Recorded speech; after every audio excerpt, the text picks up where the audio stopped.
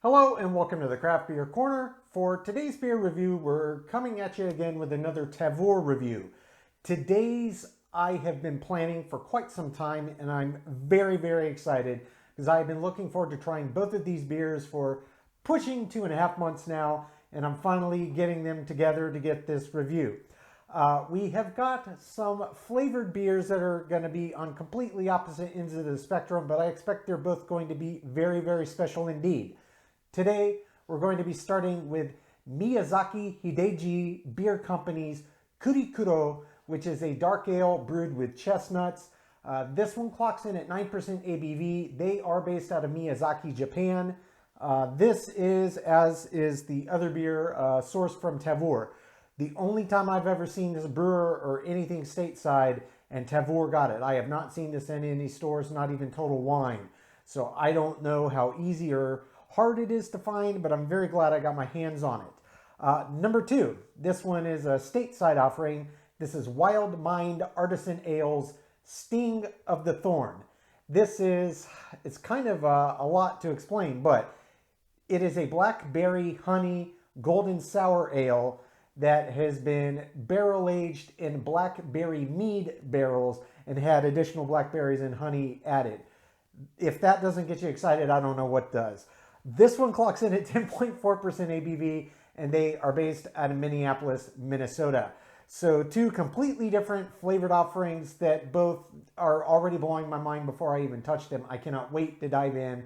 I have a feeling they're both going to be very special.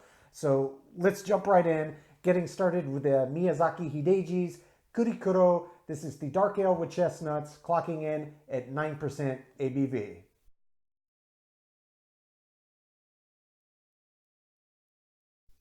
Okay, jumping right into today's flavored Tavour beer review, totally opposite ends of the spectrum. First beer today is Miyazaki Hideji Beer Company's Kuri Kuro. This is a dark ale brewed with chestnuts. It is 9% ABV. Kore wa Nihon no biru desu. This is a Japanese beer. It is out of Miyazaki, Japan. Label art. Actually quite nice. It looks very quintessential kind of Japanese aesthetic. Looks like a kind of a shoji kind of brush stroked artistic design on there of a woman, and I'm presuming those are chestnuts. It's a little hard to tell. I'll see if I can angle that to not have the lights glaring, but it is quite a lovely label. Looks great. 11.2 ounces on this, much like you see with beers from the UK, but it is what it is, so let's get this one cracked. Luckily, the Sam glass, which is a great all-purpose glass, is not super huge, so this should pour pretty well. Let's get this started. Quite dark. It actually looks quite a bit thicker than I anticipated. Even at 9%, I'm not exactly sure what I was expecting, but I didn't expect it to be quite that thick on the pour. And I can tell you it's quite effervescent, so I don't expect it to hold or retain a head all that well. Indeed, it's not. Ooh, this beer has an incredibly pronounced aroma. I can smell it from here. It smells quite strongly of chestnut. That really smells incredible. Oh, the closer you get to it, the more pronounced it is. Oh, that smells amazing. I'll tell you what it reminds me most aroma-wise. It reminds me of a very well done porter that has chestnuts added. That's what this smells like. Look how, I don't know if you can see this. The carbonation is just going insane. It is just going insane. If you could see the top of this beer, it just keeps coming up in crazy waves and making more kind of little attempts at creating a head, and it's just kind of flinging out to the sides of the glass. Let's see, hold it up to the light. Visually, this is actually pitch black. I mean, this is a pitch black beer. It is. One more sniff. God, that smells incredible. This beer smells incredible. Let's do it. Let's jump right in.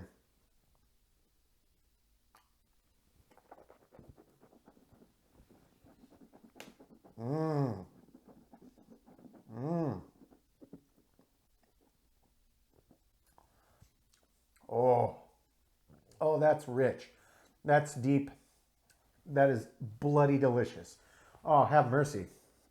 Oh, ah, oishi. Oishi yo. It's delicious beer. Absolutely delicious beer. Okay, you first get it in your mouth. There is a slight sweetness to it. I don't know if they added any lactose to this beer. My guess would be no. It's possible that they did, but my guess is no. The dominant flavor when you first get it is a little sweetness. As soon as you swallow, it gets this little boozy edge to it. It's another one of those where it's a pleasant booziness. It's not overt. It doesn't overpower the flavor profile, but it's there. And it's 9%. I don't expect it at 9%, but it's nice to have a little booze back. And then it just intensifies with flavor immediately. And it is full on chestnut. That pairs with a very, very deep roast to the malt that's in this beer. I would say it does put me in mind of very deep malt roast selection in a very well done porter. And it does kind of produce some of these rich chocolate and coffee notes as well, which pairs exceptionally well with the abundance of chestnut. Chestnut's not an afterthought in this beer. It is the centerpiece, and it is heavenly. It is positively heavenly. This is really, really good. I'm going to jump in for body and mouthfeel, further explore how these flavors develop and the balance of it.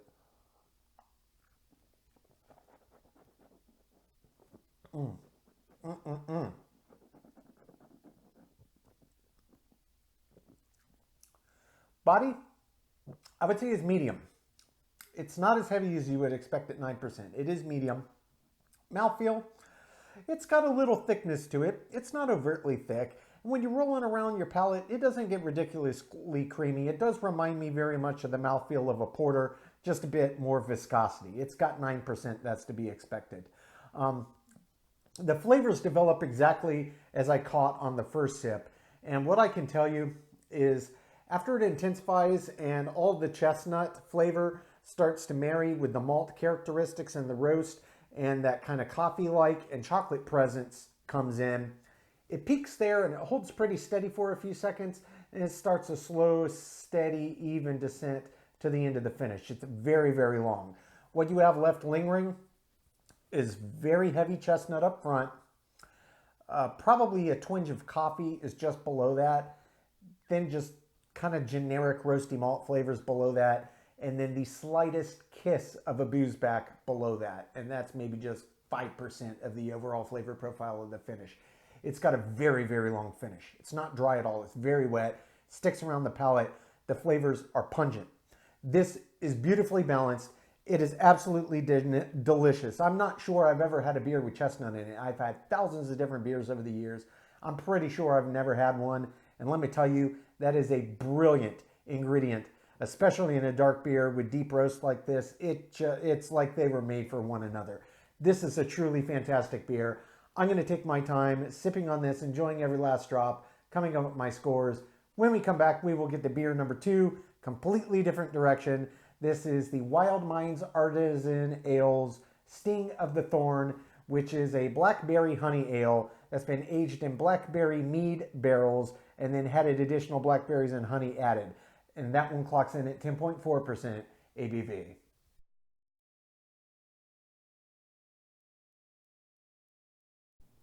Okay, moving on to our second beer of today's Tavour flavored beer review. We've got Wild Mind Artisan Ales Sting of the Thorn. This is a golden sour ale that's had blackberry and honey added to it, and it was aged in blackberry mead barrels.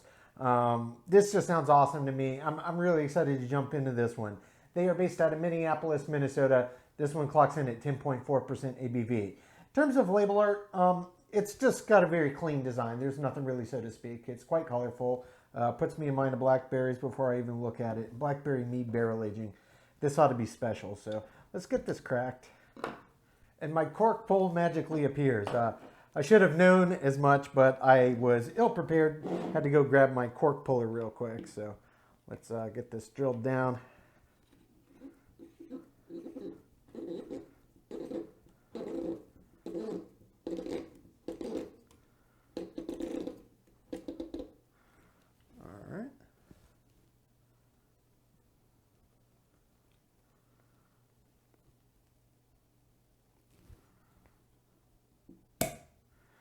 So that is worth noting. If you're going to have this beer, make sure you have a cork pull. If you don't drink a lot of wine and you don't have one, you're going to need one beforehand.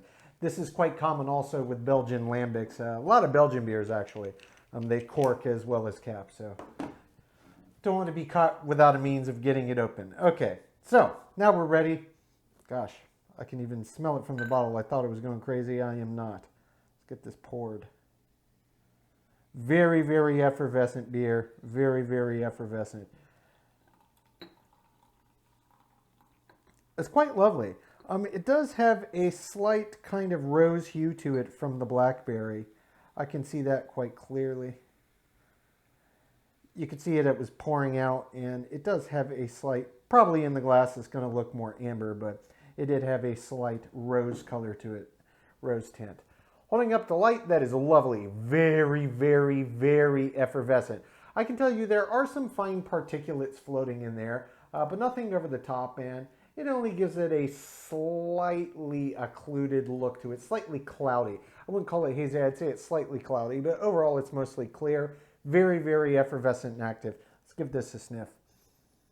Wow. Wow. This smells very, very pungent. It smells like a very big sour.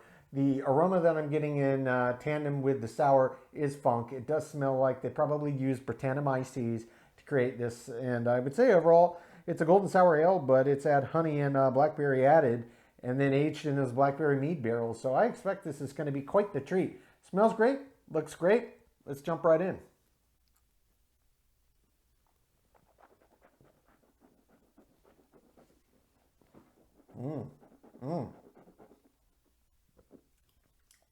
Ooh. Oh, that's big, that's bold. That is pungent. Okay, up front, a ton of sour, ton of tart, and a big mouthful of that classic Brettanomyces funk. It's not overboard in this. It puts me in mind of a crooked stave. If you've had a lot of crooked stave sours, it's about to that same depth. So it's big and bold, intense, sour, tart, and funky. But it all works together in the beer style. This is golden sour. It's supposed to be that way. Hands down, you get loads of that blackberry. That comes through quite clearly, and the honey does as well. So every little bit that they took the time to put into this beer really does come through in it. It absolutely does. This is very well executed, very, very well balanced. I'm going to jump back in for body mouthfeel, explore a little further how the flavors develop, how they finish out. Really nice. This is a complex beer.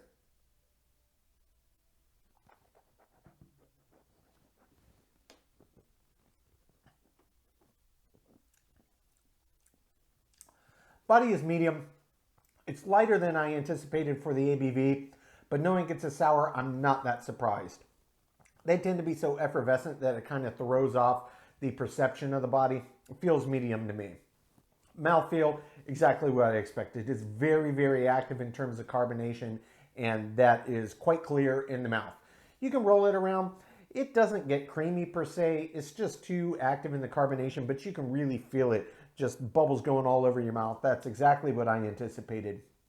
And the flavor, it really does linger. It's got good staying power on each sip. And it's a nice mix of sour, tart, funk, blackberry, and honey all the way to the end. It's really equal parts. This is exceptionally well balanced. It is very, very well balanced and a very, very well executed beer, in my opinion. If you're a fan of sours, I think you're going to really enjoy this. I'm going to jump back in one more time just for final thoughts here. This is a heck of a good beer.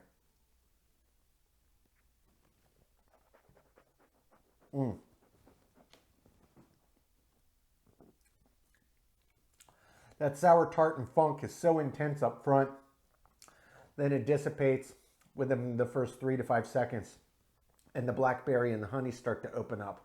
And then they all just meld. And they kind of peak together. And they sustain there for several seconds. It's a very slow, steady end to the finish. I'd say each sip for a sour lasts an impressively long time. I would say it still lingers easily into the 20-30 second range after each sip. You're really still tasting that sour, that tart, that funk, the blackberry, and the honey. It's all there, and it's quite clear. It's even still pretty pungent to the end when it finally disappears. It's got intensity of flavor. This is excellent. I really, really love this one. I'm going to take my time sipping on this, calling up my scores.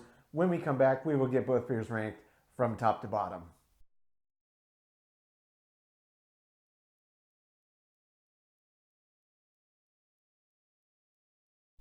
Okay, now that we've gotten to enjoy both of these beers, we're going to get them ranked. Starting with the Miyazaki Hideji Beer Company's Kuri Kuro. This is a dark ale brewed with chestnut, 9% ABV, based out of Miyazaki, Japan. I did get both of these beers from Tavour, just as a reminder. The aroma on this beer. This was one of those that was so pungent you could smell it from a very, very great distance, and it smelled absolutely incredible. Rich layers of malt that were clearly deeply roasted, and a boatload of chestnut. It was fantastic. It gets a 10 out of 10. Taste, absolutely love this beer. It really blew me away. I'm sure I've never had a beer brewed with chestnut, and I gotta say that is a genius move. It pairs so well with beer, particularly a beer with deep, rich, roasted malts like that. That really is a great move, and they were not shy about putting chestnut in there. It came through just overwhelmingly, and it was still just beautiful. You got to taste everything. 10 out of 10. Moving on to the body. The body actually surprised me a bit. 9%, that's a pretty healthy ABV there, and the body really was medium. Maybe inching into medium heavy, but if so, on the very, very low end. I thought it was average, high end of average, but just average. It gets a 6. Mouthfeel, I loved it. This was a wonderful, wonderful mouthfeel. To be fair, I did expect it to be a little bit more viscous and maybe a bit creamier when you rolled it around the palate, but when I poured it and I saw what it was doing, I kind of suspected that it wouldn't cream up as well because it was just so actively carbonated.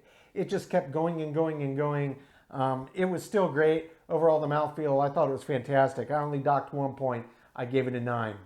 Finish, very, very long finish. I mean, ludicrously long on each sip.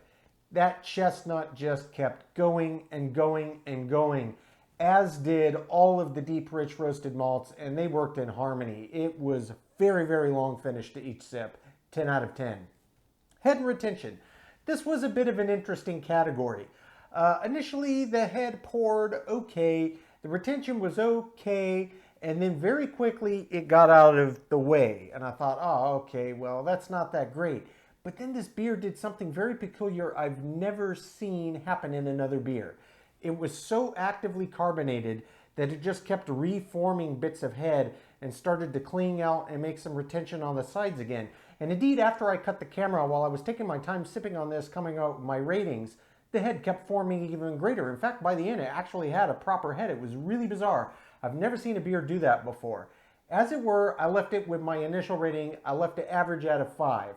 But do note, if you take a while to sip and enjoy this, it will eventually form a head. Interesting.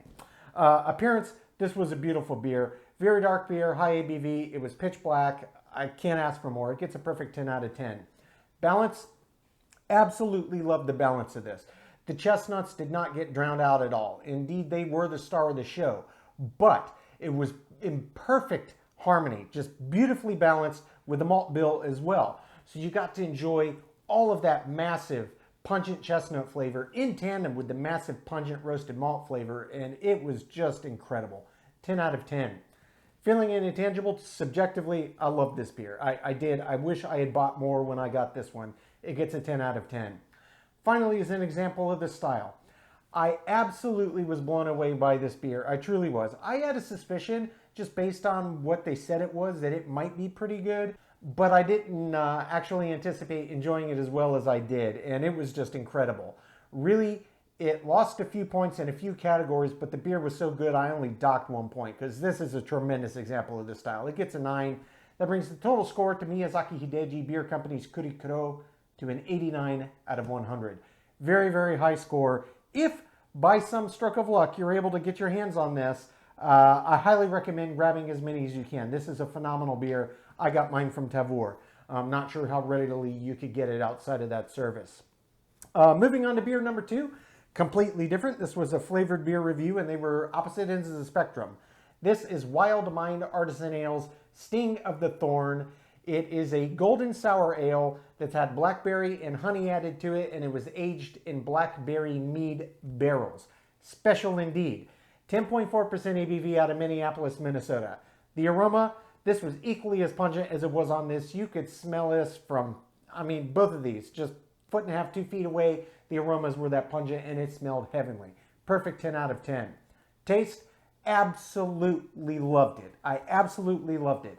This is one of those beers that is for the sour funk lover. If you love Brettanomyces beers and that funky edge to your sour and that pungency, you're absolutely going to love this. And in tandem with the classic intense sour, tart, and funk, you got just a mouthful of honey and blackberry, and the subtleties from the barrel in which the mead was aged. It was just tremendous. It gets a 10 out of 10. Body-wise, I was surprised by the body on this beer. At 10.4%, that's a very high ABV. But the body maybe was medium. Maybe it was medium, and that's probably being generous. It really didn't have much breadth. And when I really thought on it, I think maybe the super effervescent mouthfeel threw me off on the body of this one, kind of like on the prior, but it was really hard to gauge, and it didn't feel like it had that much substance. I gave it average, I gave it a 5. Mouthfeel. This being a golden sour ale, I expected it to be very, very actively carbonated, and indeed it was. And you could feel that the whole time it was in your mouth. That's exactly what I want and expect. It gets a 10 out of 10. Finish on this beer, it was equally as long as on the first beer. I mean, every sip just lasted forever, and you were able to pick out all of the independent parts. It was just a treat. It gets a 10 out of 10. Head and retention. This one started to form a head at the very beginning, and within seconds it was immediately out of the way, more or less. Had a little bit of retention on the sides, tried to keep forming a head a little bit because it was so carbonated, but mostly it was out of the way. I only docked 1 point. It gets a 9 out of 10.